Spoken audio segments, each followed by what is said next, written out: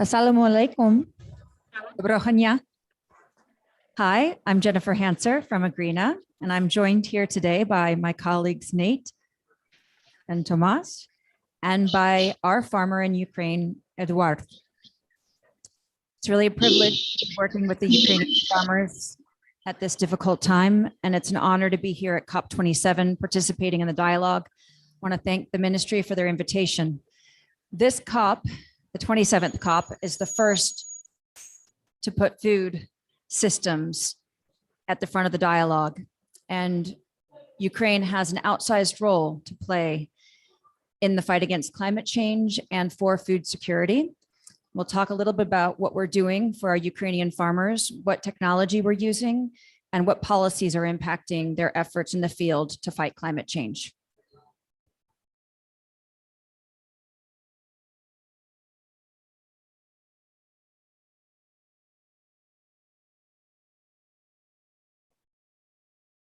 Next slide, please.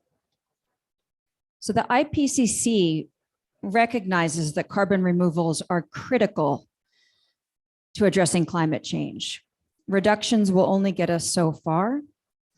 By simply enhancing nature and creating and regenerating, rehabilitating the soils, we have an opportunity to put the agricultural sector, which has historically been a bit of a problem, to become a solution for the fight against climate change and to put farmers at the forefront as heroes.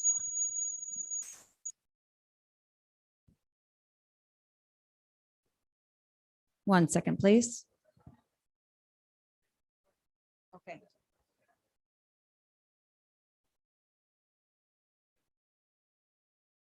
Next slide, please. Great. Our oceans are the largest sequester of carbon, but the soils, a third of which is arable farmland, is the second largest and has a huge ability to sequester carbon from the atmosphere and place it into the ground. It's the second largest carbon sink next to the seas. By adopting these regenerative practices, farmers can turn these soils into natural carbon reservoirs and regenerate and rehabilitate the soils. With that rehabilitation, we can remove 51 gigatons of carbon dioxide from the atmosphere and raise food production by 17.6 megatons annually.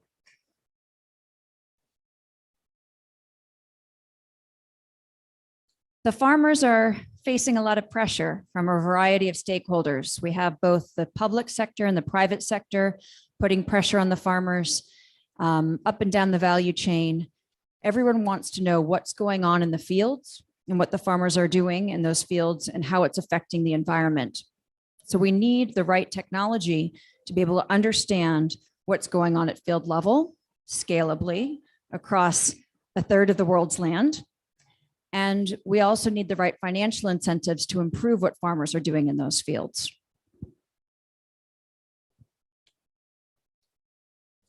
Next slide. Thank you. At Agreena, we're using advanced technology and connecting farmers to this parallel universe called the voluntary carbon market. And with that access to the voluntary carbon market, they're able to receive the financing necessary to transition in a way that is economically sustainable. What we're doing is quantifying all of the good that they're doing in the fields. What are the emissions that they're reducing from less fuel usage? And what are the carbon sequestration tons that are going into the soil? We have a technologically advanced program that does all of this from the sky. And you'll hear from Nate, my colleague from Hummingbird Technologies, that will speak about how we're doing that.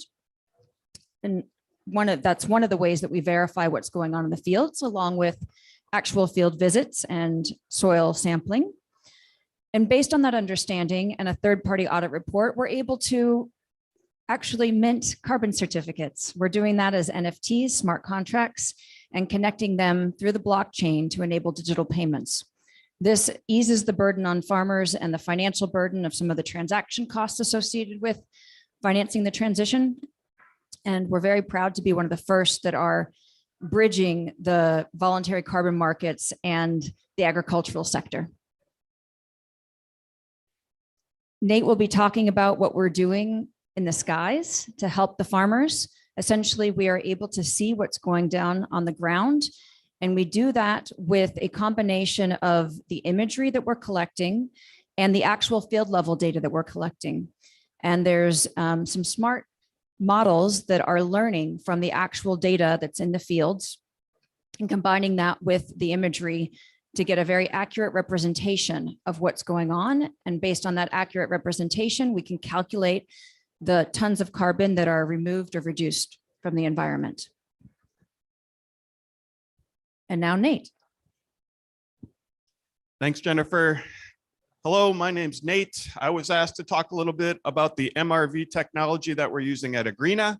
And I'll just ask to flip to the next slide. And thank you first and foremost to the Ukrainian delegation. Super excited to be here. So a lot of buzzwords in this space. I'm going to talk about how Agreena is supporting and scaling regen agriculture. There's really no one definition of regen ag.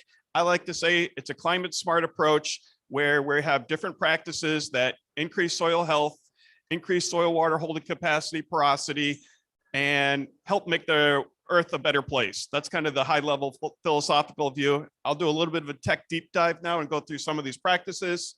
So these include things like cover cropping, reduced tillage, how much residue do you leave on the field, how much soil do you disturb when you're plowing, when you're harvesting, running combines, rotating crops, do you plant the same crop season after season or do you diversify? The idea also to have organic inputs on your land. There are some programs that do work on integrating livestock management. And as I said, essentially minimizing chemical inputs. The whole idea here with regen practices is we want to help restore the environment, restore soil health, mimic what nature would be doing. So get away from conventional high value major input practices to these more nature-based solutions. Next slide, please. Okay, so the team that I help coordinate and lead is charged with scaling up what we call the MRV. I know everyone here knows what this is. These are some of the main products that we're scaling now. We're doing this in Ukraine, as well as in Europe, as well as in Central USA. From the data science view, how scalable and transferable all these models is kind of what we're trying to tackle.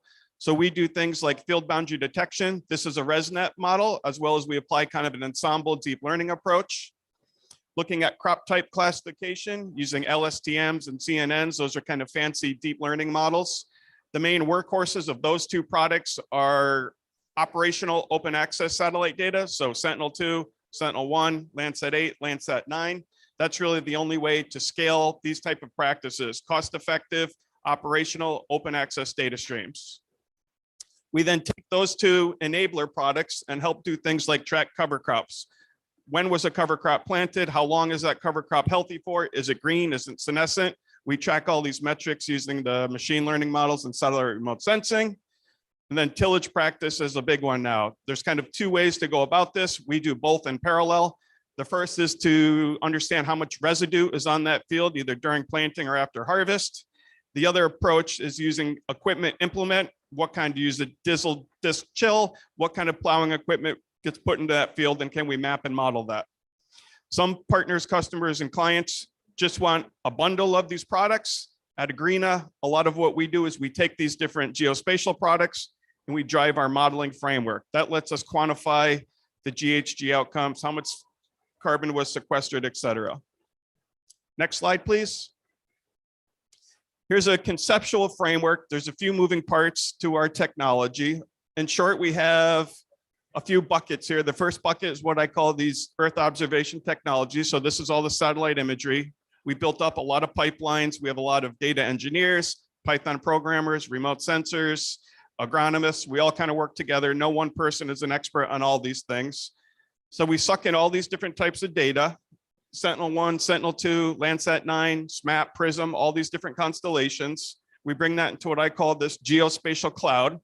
We're a multi-cloud shop. A lot of our MRV work tends to use Google Cloud Platform or GCP. We want everything to be automated and transparent. So we use Jupyter Notebooks, Stack, Cogs. These are the best practices in data science.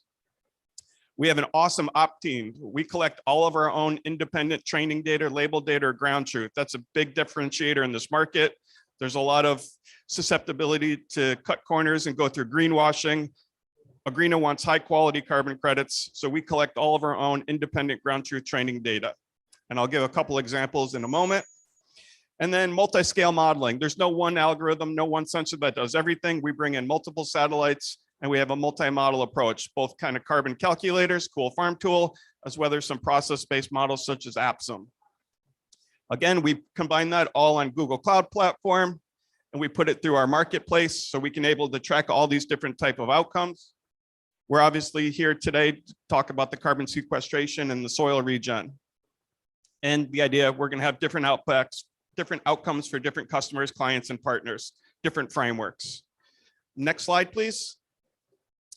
So one thing that I'm super proud of at Agreena is we are a multi-source approach. We take multiple satellites. There's no one satellite does everything. I think most people here are probably familiar with optical data or a lot of the new high resolution data from shops like Planet.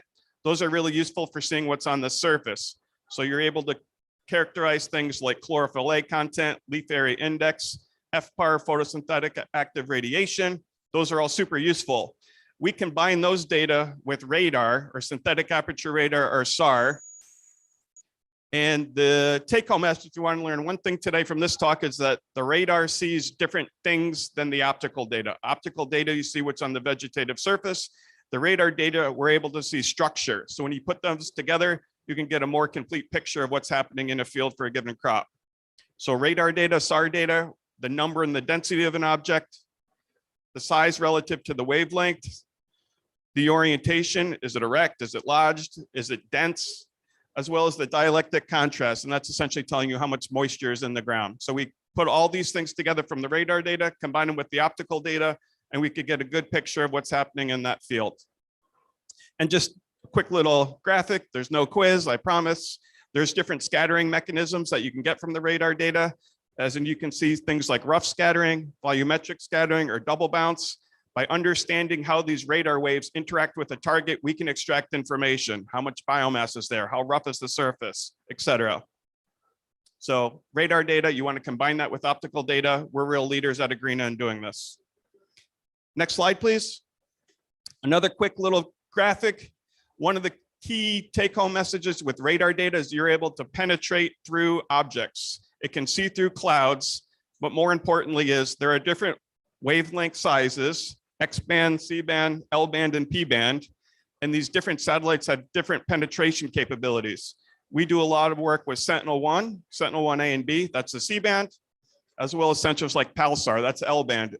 And this kind of cartoon illustrates how far these wavelengths can penetrate. So you can imagine collecting data with X-band where we're measuring the canopy of a crop versus data with L-band, which can penetrate a crop and even go down to the top maybe 10 centimeters of the soil surface so we can extract those properties. So again, we're getting the structural data from the radar. We combine that with the optical data of what's happening on the canopy surface. Next slide, please. Okay, so let me transition to how we collect our independent ground truth. This is really key. Anyone in data science, machine learning knows that the outcomes, the models are only as good as the training or label data that we provide. We collect data in all of our target geographies, Ukraine, Western Europe, Eastern Europe, USA, and this is just a quick snapshot of a field campaign we did in USA. This is kind of the corn soy belt, as we call it. So at each one of these fields, we have a local collector that we train. They go out to the field to do these windshield surveys. Essentially, they drive around the car, they identify a particular field, and there's about 40 questions that we automate through our mobile app we built on top of Fulcrum. These data points, there's about 5,000 we did in this particular campaign. And you can see this histogram, we have a real nice distribution. This is what's going to make a strong machine learning model. If all your data is biased or skewed, you're only going to be able to monitor what you teach it. So we collect all these different types of residue points. So at each one of those dots, essentially we go out to the field, we see how much residue is on that field. Is there a cover crop? What type of crop was grown last season? We have about 50 different questions. And you can see an example of it looks like conventional till corn and a no-till soy. And we also do some in-field destructive sampling with partner farms. We call them ambassador farms, where we go out, we take measurements, we dry material, we weigh it, so we can even understand what's happening with the biomass. So again, this particular point, this transect, about 5,000 data points. We did not collect in Ukraine this year because the aggression from Russia. The previous year, we collected over 10,000 data points in Ukraine. So we try to keep this going every year. So we want to be able to measure interannual variability, et cetera. Next slide, please. And just a quick snapshot of what this looks like in the program. This is up in Belgium. You can see the types of questions that we ask for these different crops. Sugar beets, there's different tiers where we might analyze them. We take field photo pictures so our local interpreters can kind of QA/QC what these local collectors say. We collect information on the tillage type, whether or not it's been tilled, on cover crops, if there's good rotation. So all this data goes into the model. It's not just one data point or one biased question. We teach the model based off all these data points. Next slide, please. So this is pretty fun, pretty cool. About 15 to 20% of our samples, we do repeat sampling and in-field sampling. So meaning we go back to that same field over the course of the season so we can understand what's happening with degradation, with trends, maybe a big rainfall event. Maybe we go every 12 to 18 days, depends on local logistics, weather, et cetera. And then we do about same thing, about 15% of the infield sampling, we do quadrats. People go out in the field, they throw these little boxes and we characterize how much residue, how much green cover, how much soil shows up in those pictures. We do some work with those drone data collections. We take on-field spectroradiometry, so we're calibrating all of our models very tightly. And we're going out to a variety of farms. So about 20% repeat samples, in-field sampling, both quadrats and line intercept transects. Okay, next slide, please. So here's just a cartoon of what some of these models look like. And again, I won't put everyone to sleep too much. Essentially, we get these time series stacks, Sentinel-1, Sentinel-2. We do quite a bit with soil moisture data. We develop those time series signatures. So for every field, we know all that information, what the crop type is, when was the phenology green up. We collect data over multiple zones, multiple watersheds, multiple districts. We want to enhance the transferability. And we take those different kinds of inputs, crop type, soil moisture, soil texture, and we put those into these different deep learning models. We focus mostly on LSTMs and CNNs. They're kind of popular. You hear a lot of buzzwords of AI, but at some point you got to boil that down to actual workflows and architectures. The advantage of the CNNs typically are you can capture high resolution features, high spatial resolution features, whereas the LSTMs are very good for getting time series information extracted. And this is just one example error matrix. And you can see here, we are trying to optimize conventional classification. You can see we're hitting about 90% overall accuracy. So for every field, we attach an accuracy and uncertainty measure so we can understand error propagation through our modeling workflow. So robust statistics, accuracy, uncertainty, very important in this market. We want high standards. Next slide, please. So here's a snapshot of the field boundary detection in central Ukraine. We do wall-to-wall, so every field, every season can be mapped. This is a ResNet model. Happy to share this if anybody wants it. A little bit of a zoomed in shot. You can see this one happens to be corn or maize, depending on where you are in the world. We've been teaching this off of Sentinel-2. So we get those time series Sentinel-2. We put them in the ResNet model. And typically we use an IOU metric, intersection over union, to identify accuracy. We like to be over 90%. And anytime we aren't, we flag it and put that back through a QA/QC loop. So wall-to-wall field boundary detection across Ukraine, as well as Western and Eastern Europe and Central US. Again, happy to share this with anybody. And here's an example of some cover crop data collection in Ukraine. You can, I think the box here got moved a little bit, but that's okay. You can see Odessa, Moldova, Romania. This was in 2021. We collected 10,286 points in that particular campaign. And here you can see an example of no-till soy with cover crop. The big question or a big bottleneck, a big issue in data science is how transferable are these models? Do you have to tune them everywhere and collect data, or can you kind of apply a model in Germany, in Iowa, in Belgium, in Ukraine? So we've been doing a hierarchical approach where we have local regional models, but we also want to try to scale those across biomes and landscapes. So that's something we're working on. I hope to release Q1 of 2023. So any farm in Ukraine, we can map tillage, we can map cover crops. That's the goal here with accuracy and uncertainty metrics. Next slide, please. And this is kind of a beta product that's still in development. I worked with some colleagues at ESA and NASA on a science team working on the new ATDB for the soil moisture and these next gen soil moisture products. So this happens to be a snapshot from October. You can't quite see all the colors when you're zoomed out, but when you zoom in, you can start to see the individual fields. So this tells me top 5 centimeters, both soil moisture and soil water holding capacity for every field across Ukraine. So super cool. We're hoping to release this probably midway through 2023 and get it more operational. And you can see this gives us nice snapshots of what's happening. You can see it went from, modest to wet to very dry over the course of these time slices. So pretty neat. This is coming along. We use these data to track what's happening on the farm with the management practices. We can answer questions like, does the implementation of no-till help reduce sensitivity to a drought? Is your farm more resilient? Those are some of the kinds of science questions we can answer.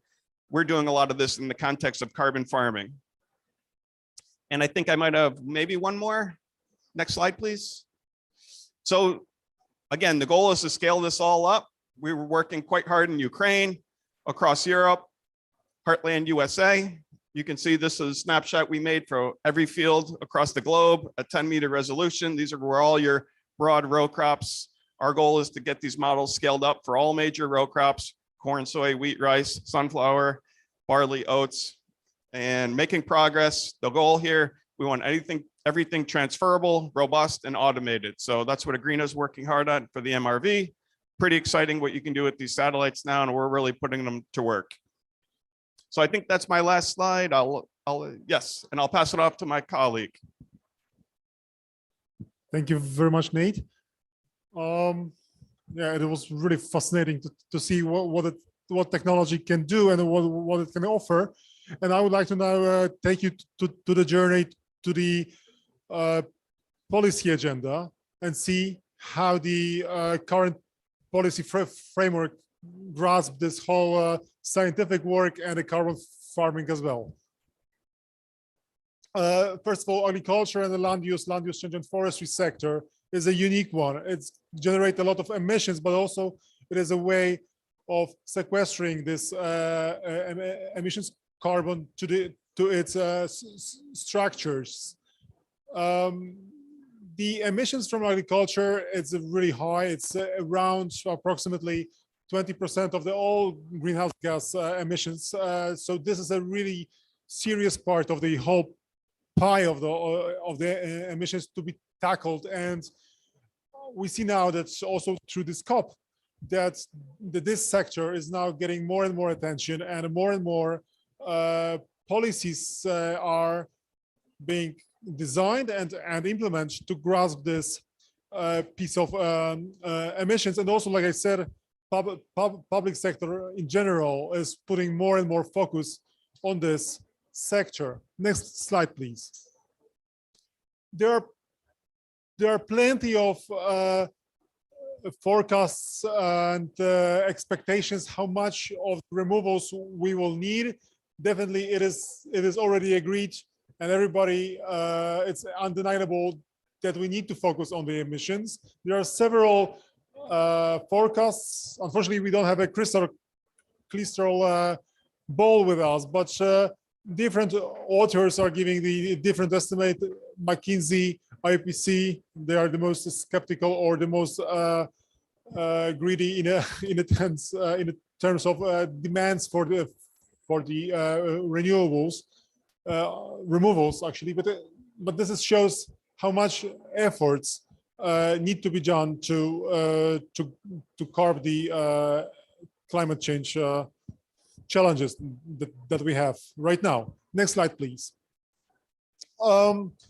So the all emissions are grasped by the carbon markets and all of the different ways of emission trading, and to scale the carbon removals, which also can be presented in the form of the carbon certificate, can can drive through the private sector and the public sector, and also this transition that we are talking to the regenerative agriculture we are talking about here, and Agreena puts a lot of efforts on it, can be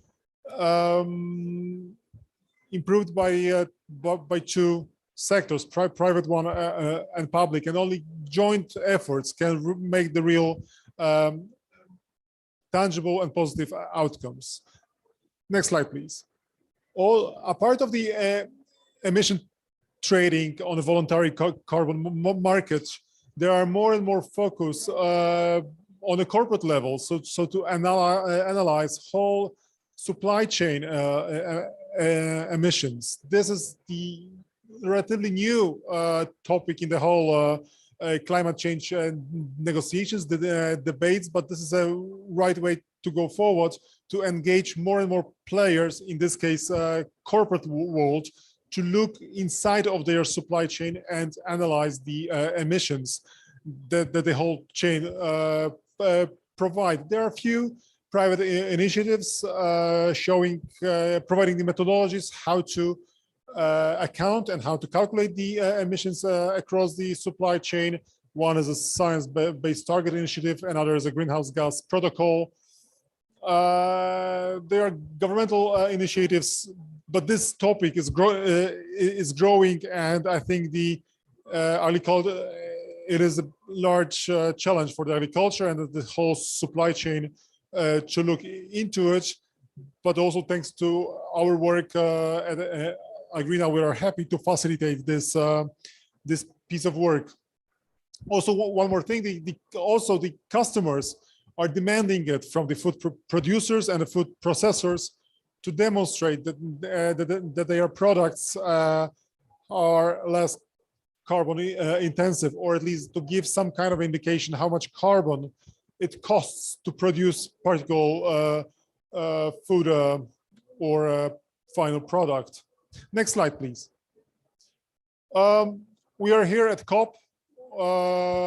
It was the place where the Paris Agreement was agreed a couple of years ago. There is a famous Article 6, which creates market mechanisms and a trading mechanism across the parties to help emission reductions. We have the compliance carbon market, we have a voluntary carbon market, but the Article 6 provide a new framework for all kind of the transfers of these credits. So we have countries parties to the UNCCC. We have companies who are involved in trading and demand for this carbon certificates, and also individuals. There are different ways of certifying this emission reductions, and also different categories of the buyers, either large carbon trading schemes like the Corsia for the airline industry, or the voluntary buyers for individuals or corporates. So what is agreeing here on a red zone in the negotiations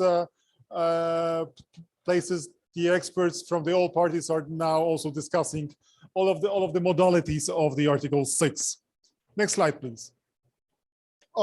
Here is some small graph showing what is a flow of these carbon certificates that are running on the voluntary carbon market. So if the project, the developer is generating these credits, they can either go through the Article 6 that I was introducing a second ago, and then either go to the national registry through the NDC, so the National Determined Contribution, or go to the voluntary market, or to the Corsia, like I said, or it can also go with a totally different route with a no authorization, and then it go to the voluntary carbon market to cover the emissions from either individual or some kind of a corporate actions. What is really important, and I think it is growing, the recognition of this is that the whole work dealing with a supply chain and the way of carbon accounting in the supply chain and the process of generating credits from the projects need to find a healthy relationship just to avoid double counting. I know we had meetings with the Vera, the largest standards setter in the world, and they told us that the new program of creating this kind of the healthy relationships is ongoing, and it will be published very soon. Next slide, please. Now, one slide about what's happening in the European Union in this field. EU is one of the leader in the fighting with the climate change, and also taking the opportunity that we are in a Ukrainian pavilion. I think it's also very in line here, recognizing all of the cooperation that is between EU countries and the Ukraine. EU has adopted the European Green Deal that put the target on the whole economy to reduce the emissions at least for 55% by the 2050. It is a massive effort. So all of the type of the policy dossiers need to be taken into account to find these options for this reduction. For our, let's say, area that we are focusing on, only three are better highlighted to show you. EU recently also adopted the EU climate law, which is also a huge step forward because it's putting the obligation for reduction not only from the on a global scale, but it's putting into the national legal system, which puts these actions really on the top of the priority list. Also, EU is trying to find a way to put the whole sector, LULUCF sector and agricultural sector, as a one pillar, which will be climate neutral by the 2035. Also, 2 days ago, EU accepted the EU target for the land use sector, and they are aiming to reach 310 megatons of CO2 removals by the 2030. Also in the EU, we have a climate agriculture policy which dedicate more funds to the climate friendly activities, also partly to the regenerative agriculture. Yes, definitely in a 2020, EU will need more and more removals. That's why, please, next slide. A new set of framework has been recently developed, discussed in front of the EU.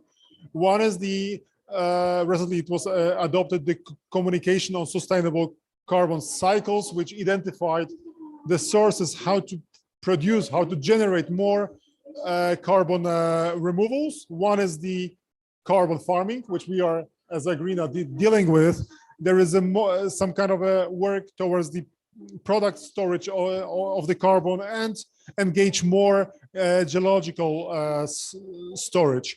Parallelly to this process, EU is working on the regulatory for establishing some kind of a certification mechanism for carbon removal to allow the market better recognition that the certificates that will be created will hold a certain quality in terms of the uniqueness, in terms of the lack of double counting, in terms of additionality and permanence. This work is ongoing. Some first results should be available in by the end of this year. Next slide, please.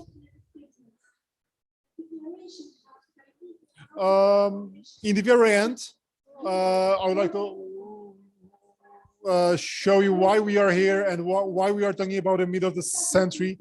Everything has started here on a COP, on the Paris Agreement. There is Article 2 saying that all countries, all parties need to put more efforts to make the economy climate neutral by the mid of the century.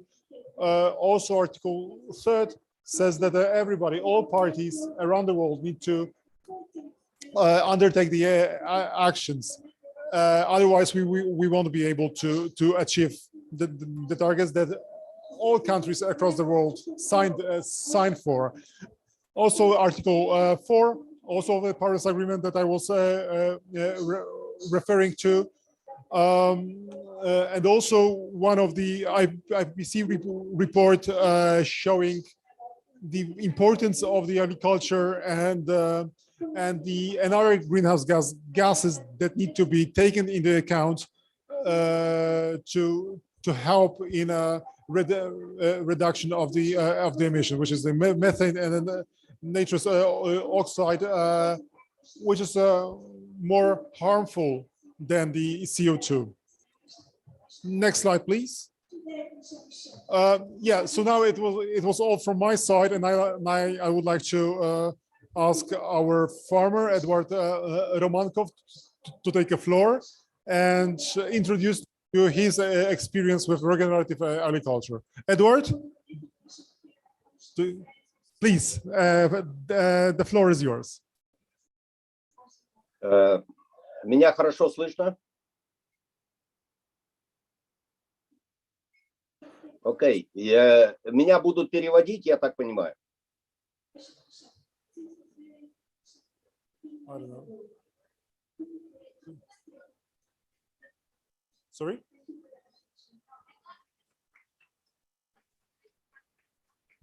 Okay.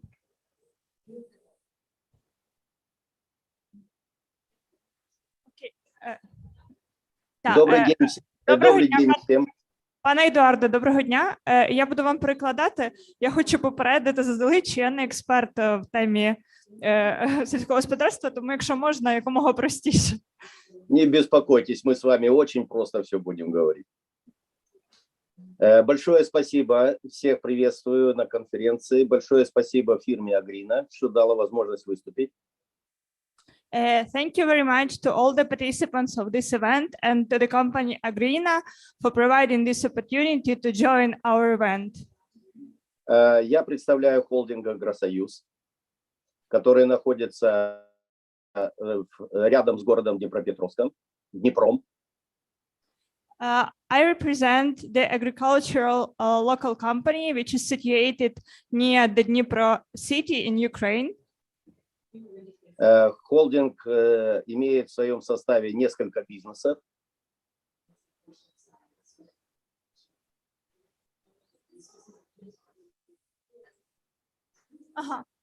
So our company comprises of several small companies. Все они связаны с сельским хозяйством. All of these companies are connected to agriculture. Самый старый бизнес, который образовался в 1986 году, это непосредственно выращивание сельхозкультур. The oldest company, which was founded in 1986, it was the first company. It was the core of this organization, and this company is actually producing grain.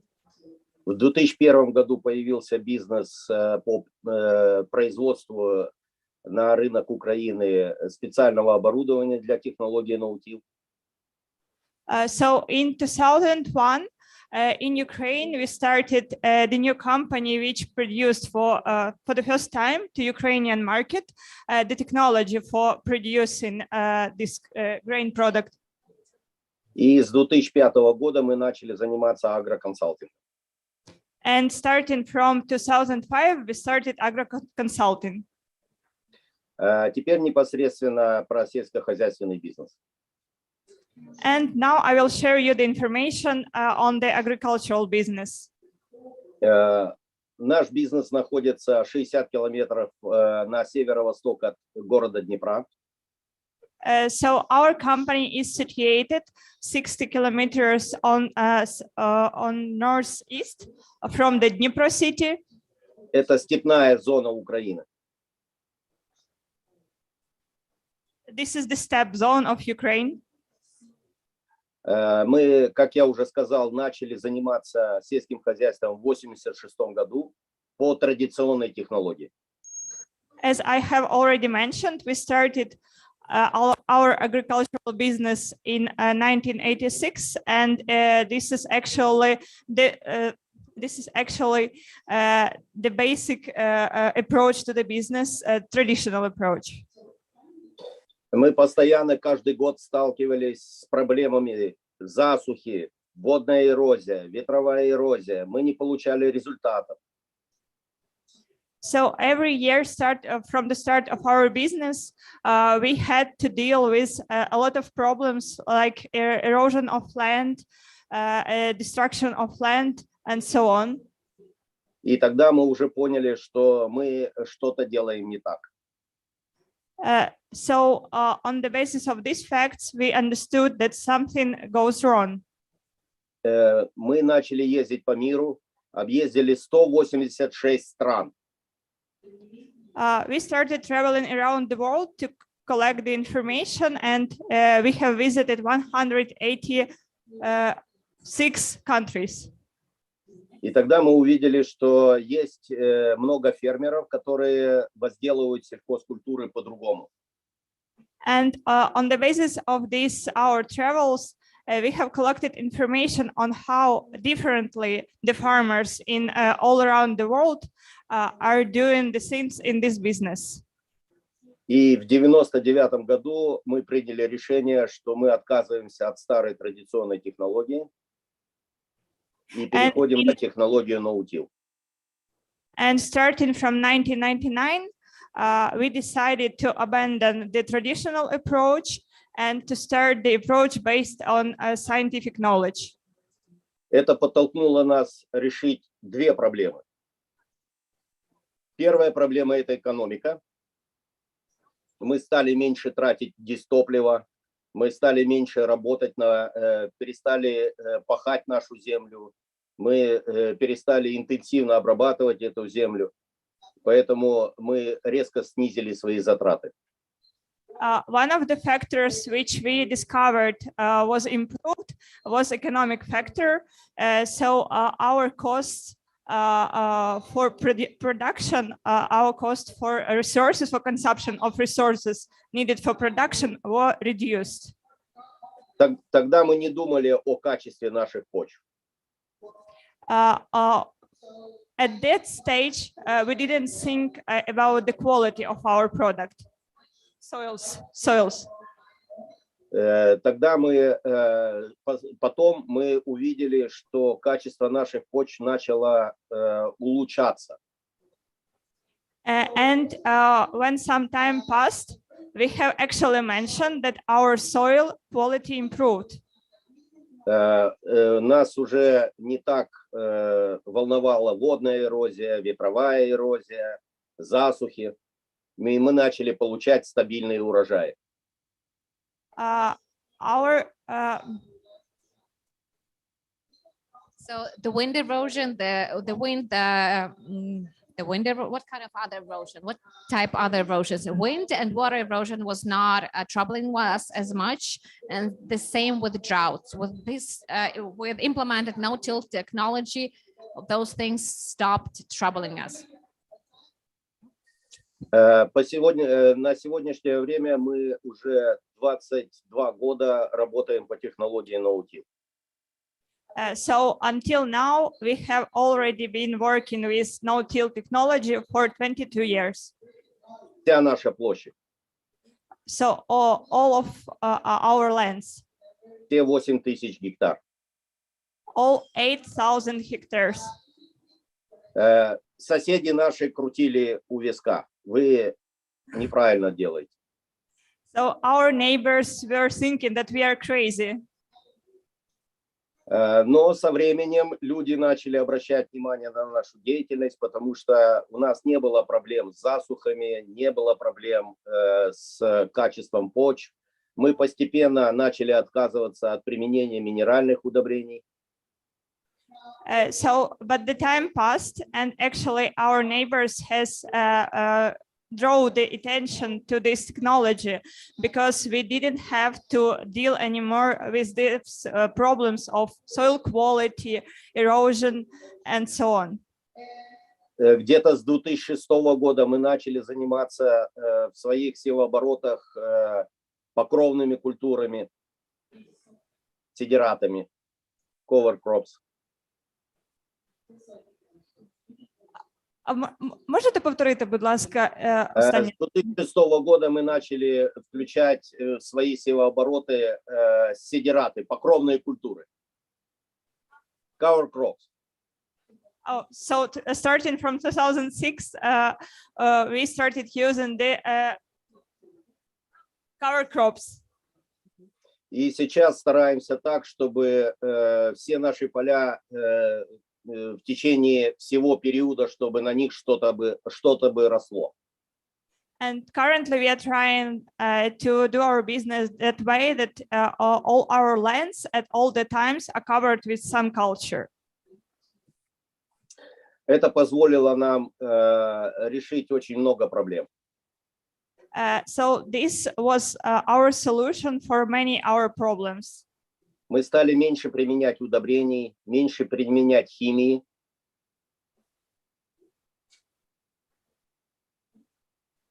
We stopped using fertilizers, pesticides, and the quality of soil improved. И уже 2 или 3 года назад мы начали изучать, а можно ли при этой технологии дополнительно получать бонус. And so 2-3 years ago, we started thinking about whether this technology has its own effects, plus effects. Наши почвы начали увеличиваться, в наших почвах началось увеличиваться органическое вещество. So our soil became richer with organic substances. И 2 года назад мы познакомились с фирмой Agreena и заключили договор. Надеемся получить дополнительный бонус от нашей деятельности на земле. So 2 years ago, we had our contract with the Agreena firm, and now we are trying to cooperate to find new bonuses together. Параллельно с нами очень много фермеров, которые работали вокруг нас, смотрели за нашей деятельностью.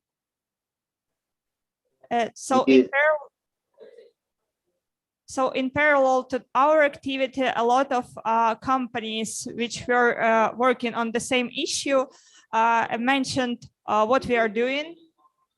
Мы начали проводить мероприятия, обучающие мероприятия, мастер-классы, конференции по этой технологии на своих полях. And so we started holding educational events, some trainings for other companies on how to use this technology. И все больше и больше фермеров начало интересоваться этой технологией, особенно в тех зонах, которые мало дождя, мало осадков. So therefore, more and more farmers became interested in this technology, especially farmers which are dealing with the land where is not enough water, rains, so on. И достаточно много фермеров уже переходят на технологию no-till во всех регионах Украины. And so a lot of farmers in Ukraine are actually transitioning to this no-till technology. Мы выращиваем основные культуры: это пшеница, кукуруза, подсолнечник, рапс, соя, многолетние травы. So currently we are growing a lot of agricultural grains. Grain, sunflower, corn, wheat, soya, raps. Yes, Raps. Ну, вкратце, вот то, что я могу поделиться. Если есть какие-то вопросы, я могу на них ответить. So in conclusion, this is our expertise. This is our experience. So if you have any questions, if I can exchange some experience with you, please ask. Маленькая математика, немного математики. A little of math. В 1986 году качество наших почв, наши почвы содержали 2,5–3% гумуса или органического вещества. So in 1986, the quality of our soil, so our soil contained 2.2% of organic substances.